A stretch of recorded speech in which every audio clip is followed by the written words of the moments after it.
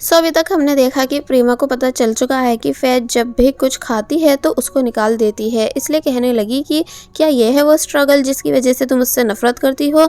अगर यस तो फिर तुम्हें खुद का इलाज कराना चाहिए। तो पहले तो फिर ये बात एक्सेप्ट करती ही नहीं, लेकिन फिर बोली कि हाँ मैं ये सब करती हूँ, तुमसे मतलब चाहो तो तुम सभी को ये बात बता भी सकती हो, लेकिन कोई भी तुम्हारी बात पर यकीन नहीं करेगा क्योंकि सब पेट्स की तरह वो सोचते हैं जो मैं उन्हें दिखाती हूँ।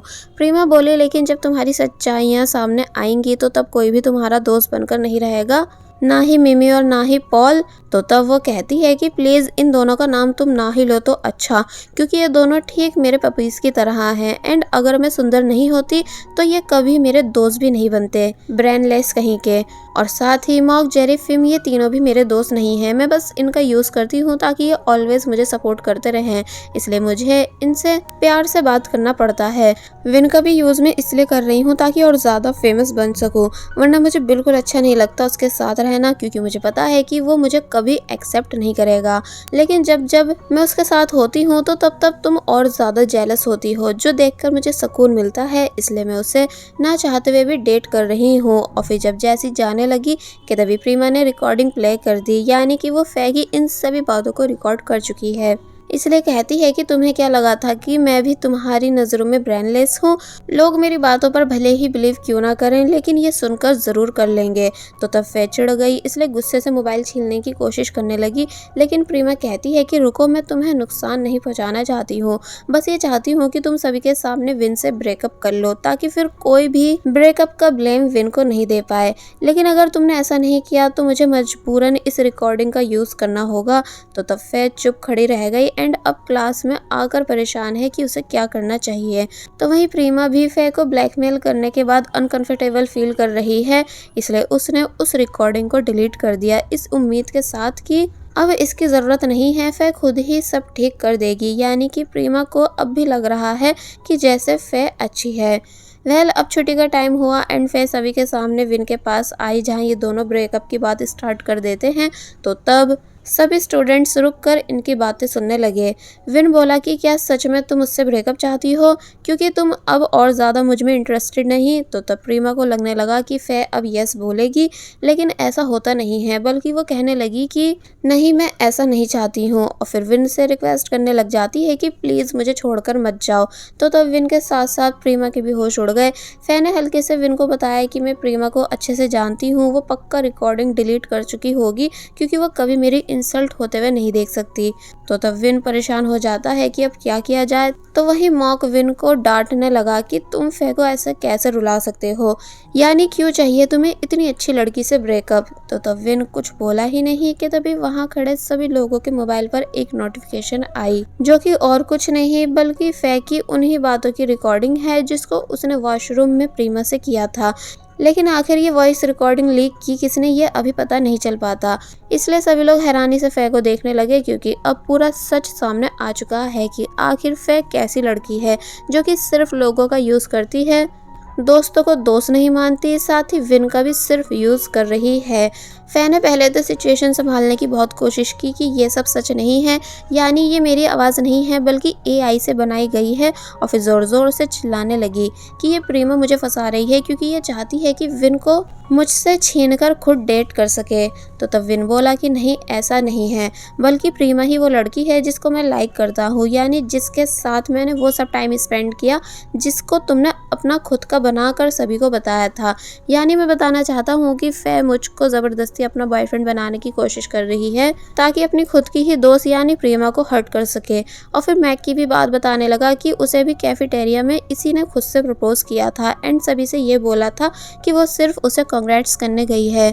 तो तब पॉल एंड मिमी दोनों हैरान हुए एंड वही मॉक, फिम एंड जेरी ये दोनों भी रिकॉर्डिंग सुनकर शॉक में थे, इसलिए बोले कि हाँ वैसे ये बात सच है कि उस दिन विन के साथ डेट पर प्रीमा गई थी, ना कि फे, क्योंकि हमने प्रीमा एंड विन को साथ में देखा था।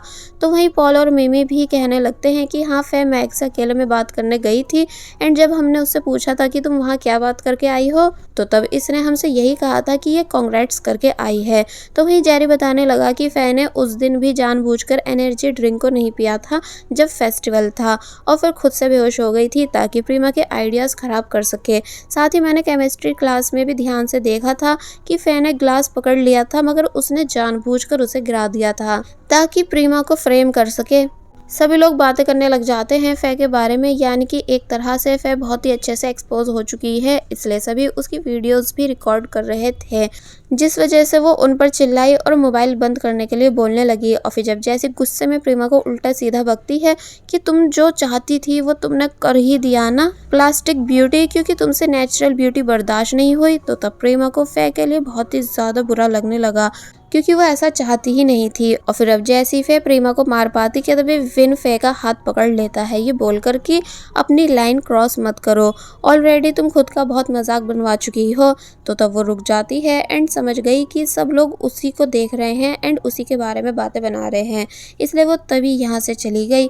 अब दिखाया गया कि फे को नॉन स्टॉप बैड कमेंट्स आ रहे हैं इन्हीं बातों से रिलेटेड कि इसे हम अपना आइडल मानते थे लेकिन देखो तो ये कैसे निकले।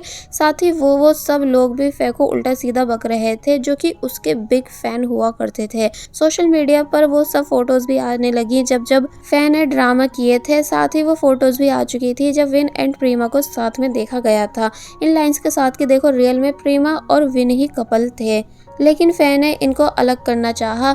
तो तब फे सभी बातों को रीड कर करके पागल सी होने लग जाती है। तो वहीं मिमी और पॉल भी सभी कमेंट्स को रीड कर रहे थे एंड इनको देखकर भी बातें हो रही थी कि देखो ये फे जैसी चालाक लड़की के दोस्त है ना।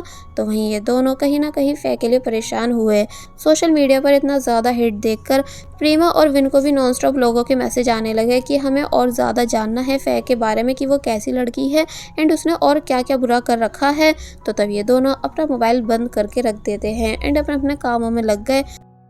अब हम फिर से फे को देखते हैं जो कि अपने घर पर थी कि तभी उसको एक पार्सल आया जिसे जब जैसी फे ने ओपन किया तो तब इसमें फे के लिए अच्छी बातें थी। एक्चुअली ये पार्सल उसी अननोन पर्सन की साइट से है जो कि फेरी फे नाम का अकाउंट हैंडल करता है।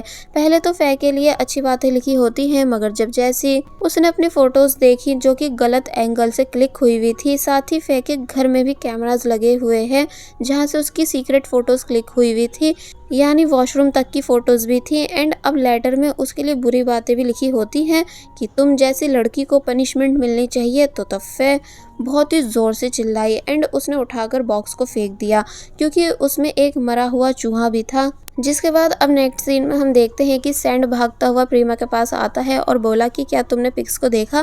प्रीमा बोली मतलब यानी कौन सी पिक्स। तो तब वो उससे फे के हैशटैग को देखने के लिए बोलने लगा, जिसे देख प्रीमा के भी होश उड़ गए क्योंकि फेरी फे नाम के उसी अननोन अकाउंट ने फे की सभी गलत पिक्स को सोशल मीडिया पर भी अपलोड कर दिया था एंड गलत लिखा था कि फे जैसी लड़की को सबक सिखाना चाहिए, इसके फेस पर एसिड फेंक कर तभी ये लोगों की फीलिंग से खेलना बंद करेगी।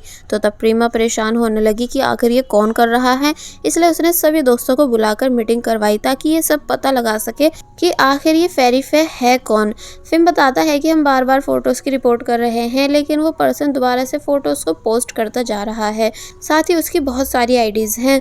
तो तब विन बताने लगा कि मैंने एन को फे के घर भेजा है लेकिन एन यहाँ आकर बताने लगी कि फे अपने घर में नहीं है, यानी जब मैं उसके घर गई थी तो तब डोर ओपन था, साथ ही वहाँ एक मरा हुआ चूहा भी पड़ा था एंड फे घर में कहीं भी नहीं थी।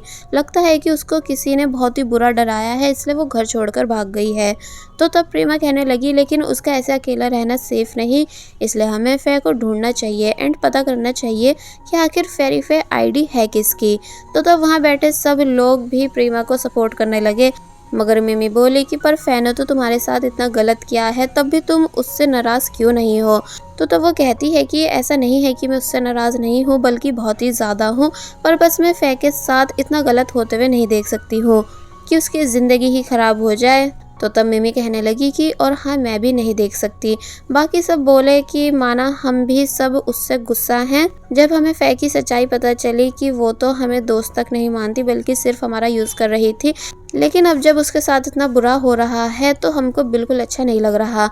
प्रीमा बोली कि हमें अभी फे को ढूंढने के लिए निकलना चाहिए, इसलिए सब चले गए, बस विंसेंट और पॉल ऑनलाइन चीज़ें हैंडल करने के लिए यहाँ रुकते हैं।